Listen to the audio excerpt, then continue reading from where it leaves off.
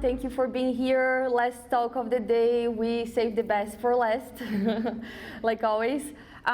Before I start, full transparency here, I'm not an expert. I joined Dash Zero 6 months ago, and right after I joined, I did a 30 days of OpenTelemetry. So I learned OpenTelemetry in the open, documented it, shared on LinkedIn, shared it on GitHub, and you know, I encountered a lot of bugs, had to debug a lot of things. So this talk is a recollection of most of the things that I went through, and also I see a lot what clients and prospects who are trying to get OpenTelemetry working, a lot of problems that they face. So it's also, you know, this talk is a mix of everything.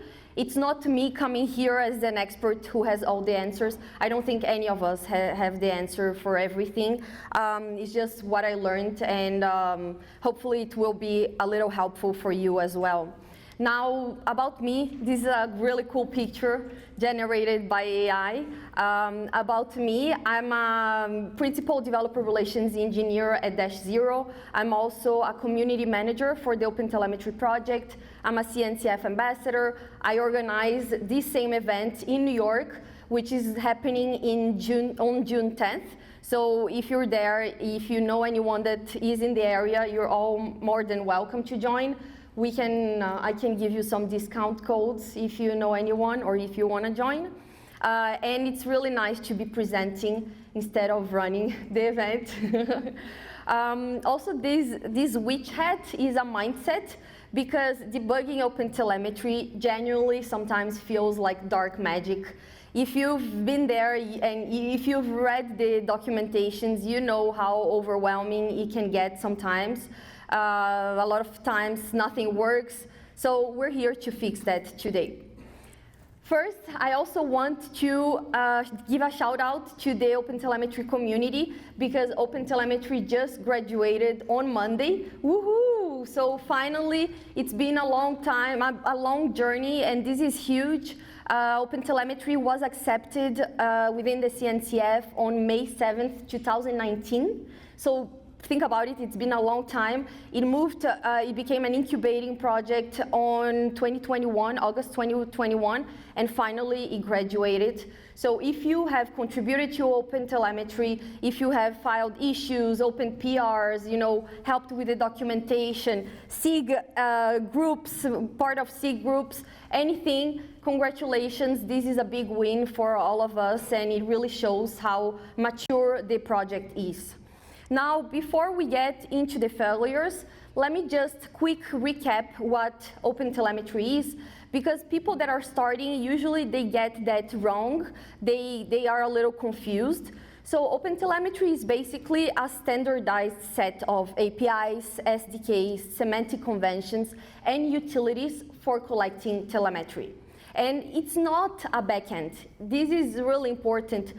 People, they usually, you know, they set up OpenTelemetry and they say, oh, my data is not showing up. Yes, because it's not a backend. It's not where you send your data to. It's not gonna query. It's not gonna analyze your data. It's just the way that you send the data to those places. And I've seen a lot of this confusion. Now here is how everything works in a simple production setup. So your application first generates signals via the SDK. The signals travel via OTLP. You have the collector that receives, then processes, and then routes it, exports it to the backend that you pick. And the backend stores it, and you can visualize your data in there. The thing that is important here is that when something breaks, it breaks in one of these boundaries, one of these 4 steps. So either the signal never left the application, or it left but never reached the collector, or it reached the collector but it never made it to the backend. So your whole debugging job is actually to figure out where in the boundary the issue happened. Now, the pipeline looks the same regardless of what language your application is written in, But the way your telemetry gets out of the application, the part is very different depending on the language, depending if you're using Java, Node, Python, or something else. Because people assume that the SDKs behave the same way across languages, and they don't. The one thing I want to call out specifically in this table is the port row. So Go defaults to gRPC on 4317. Java and Node, they default to HTTP protobuf on 4318. So if you copy a working collector config from Java service and you point it to a Go service without changing the port, something will break. You won't see any errors, but your telemetry won't show up. And that happened to me. Yeah, it took me a while to realize, and it was just changing a number. You know what? It wasn't a fun afternoon. It was annoying. So Java is the most magical of the three. I'm just using the three as an example, but there are SDKs for other languages, in the sense that it hides a lot from you. So the Java agent attaches via the Java agent JVM flag. It rewrites bytecode at load time using the Java Lang instrument API. It auto-detects which framework you're using, and it injects the trace parent header into HTTP calls for context propagation. And all of this happens before your application code runs, which is exactly why timing is the most common failure mode here. If the agent doesn't attach first, it's not the first thing in your startup command, then you get partial instrumentation, or you won't get anything at all, and you won't see your telemetry flowing. So for instance, I've seen a case, we had a Spring Boot service where some components were initializing during the static initialization, and the agent attached after those classes had already loaded, and the specific components had 0 spans, so you couldn't see any of that, while everything else looked perfectly. So this is one common issue. Now, where Java rewrites bytecodes, Node.js takes a completely different approach.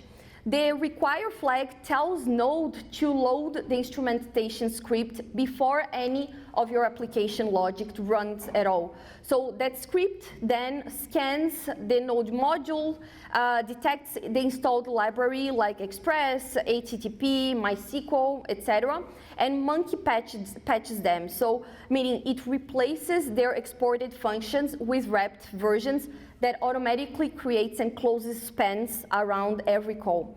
The failure mode here is almost always load order, and it's very subtle. You don't see it. If any of your applications modules, they load before the instrumentation scripts run, those modules, they get the original unpatched function, and then you get 0 spans for that. You won't see your telemetry running, and that's very common to have. So the way to verify this, to see that it's actually working, is to use OTel log level equals debug, and you'll see in the output exactly which libraries got patched and which didn't, which makes it easier to find where the error is.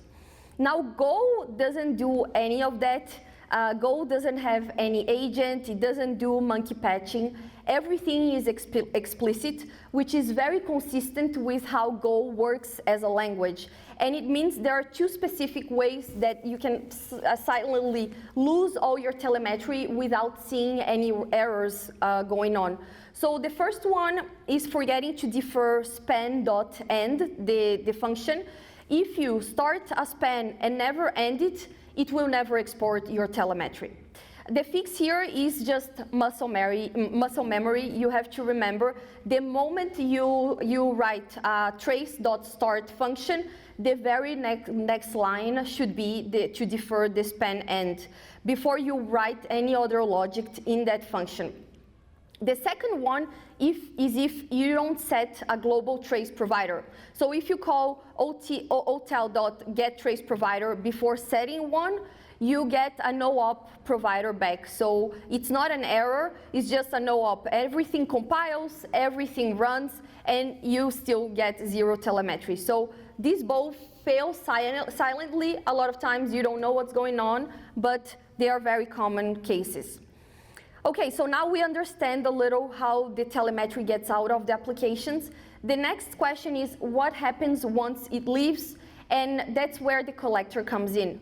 And there is a whole set of things that can go wrong with the collector. Most people I talk to, they talk about the collector mostly, they use it mostly as an infrastructure. They don't use it as a debugging tool, but it can also be helpful for that. It sits right in the middle of your pipeline, like we saw a few slides ago, and it can tell you exactly what arrived, what got processed, because using the processors, and what got exported or didn't. So the architecture point that matters is that your application speaks OTLP, the collector handles everything else. So that means you can, for example, spin a local collector with a debug exporter, and see exactly what your application is emitting before it ever touches production. So this is also really helpful because you can validate your instrumentation in isolation. You can do that very locally, and that, you know, it helps you with time. If it's time consuming, you have other things, and it short circuits so much of the debugging work that you would have to do. So given all these, you know, the languages, differences, the collector, the pipeline, the practical debugging looks like, first, check the port, check the protocol always before anything else. Those are just changing 2 numbers. Then the service name next. It sounds basic, but you should check that. I've seen unknown service in production backends more times than I can count, so set it explicitly. In Kubernetes, you can use the downward API, so it matches the pod metadata automatically. Then, don't forget to initialize the SDK before anything else, not after the imports, not in the middleware. The SDK must be active before any instrumented code runs, or you get gaps in your telemetry.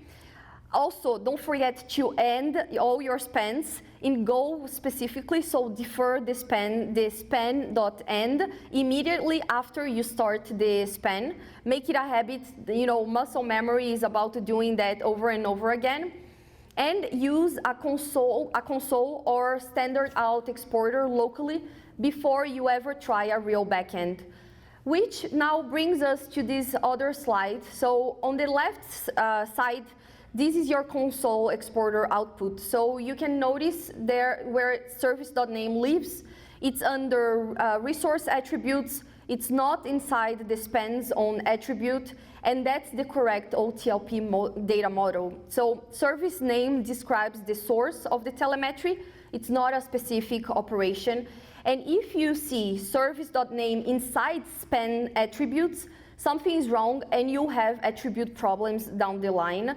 So also notice there that the status is status_cold unset, and that's correct for a successful span. You only set errors explicitly when something actually failed. So if you see that in your terminal, your instrumentation is working, you can stop debugging your application, it's not there. Now, the right side is the collector debug log. You can see that green block, it says that the data arrived, the resource attributes are present, the span name is there, the exporter confirmed it, always good, you know, the full path worked. But then underneath the red block says that the connection refused to localhost 4318, and the collector received data but couldn't reach the backend. So the collector got the data, and that's a config problem. It's not really an instrumentation problem, and then that's a different fix. So you can, just by reading that, you can know what's going on. The bottom line is that the heuristic that saves you the most of time, if the console shows spans but the backend doesn't, you can stop debugging your application. The problem is your exporter config. So always look at the message that you're getting. And if you're running OpenTelemetry on Kubernetes, and I think most of you are, there is a whole extra layer of problems that you probably know as well that don't exist when you're just testing locally, usually. And the reason they're particularly sneaky is that the OpenTelemetry operator is doing a lot of work behind the scenes, and you never see that. It's all underneath. You know, it's managing CRDs, it's injecting environmental variables into the pods, it's handling all the instrumentation through webhooks. And when any of these parts, they break, your service runs fine, but you don't see any data afterwards in your backends. So first, one of them is the operation misconfigs. So your CRD version drifts. Drift is the most common cause that can happen in Kubernetes. So for example, you run Kubernetes kubectl get CRD, and then you verify the version matches what was deployed. The hard part here is knowing to check this at all the times when everything else looks normal. So important to remember that. Then we have a second case for sidecar versus daemon set. So daemon set is actually almost always the right choice for you. If you pick sidecar and network policy blocks pod-to-pod traffic on the OTLP port, the signal will disappear. If data stops flowing after a topology change, check the network policy before you look anywhere else. Then the third one is the pod level resource attribute. So your operator injects environmental variables like kubernetes.pod.name into your pod, so the SDK can pick that up. But even then, if the SDK initializes before those variables are set, it will miss them entirely. So your spend will export fine, but it will arrive with a missing label, and you don't want that. And finally, for RBAC, the Kubernetes attribute processor needs pods /get on your service account to enrich the spends with pod metadata. Without that, the processor will run but enriches nothing, so you won't see that your telemetry. So you just have to add pods /get to your service account.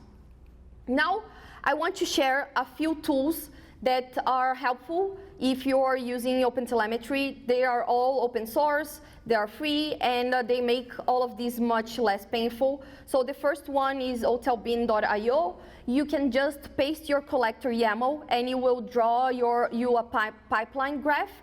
And the reason this helps specifically with debugging is because the collector config errors are really hard to catch by reading YAML. You probably know YAML sometimes can get very confusing, all those indentations. So you can have a pipeline that references a processor that doesn't exist, or an exporter connected to nothing, and the collector will export, but the data won't flow. So this is what it looks like in practice. On the left, you have your YAML config. On the right, your pipeline drawn automatically, receivers, processors, exporter, all connected. And you can see the traces, all your telemetry pipelines separately. And these are used a lot while I was at the end of the 30 days of OpenTelemetry. The collector config, you know, the OTel bin tells you before you find the errors in production. The second tool is OTTL.run. So OTTL is the OpenTelemetry transformation language. It's what you use in the transform processor to, for example, filter, enrich, mutate your telemetry. And it's powerful, and it's very easy to write a statement that looks correct but doesn't actually work. So this is what it looks like in practice. The left panel is your OTTL configuration. The bottom left, your OTLP payload. On the right, you see the result with a visual diff. And in this example, yeah, I think it's hard to read, but you can see the changes highlighted in green on the right side immediately.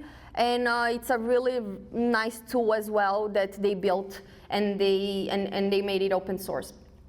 The third tool is more about shifting left. The way, you know, the code generation, so you don't have to worry about the debugging later.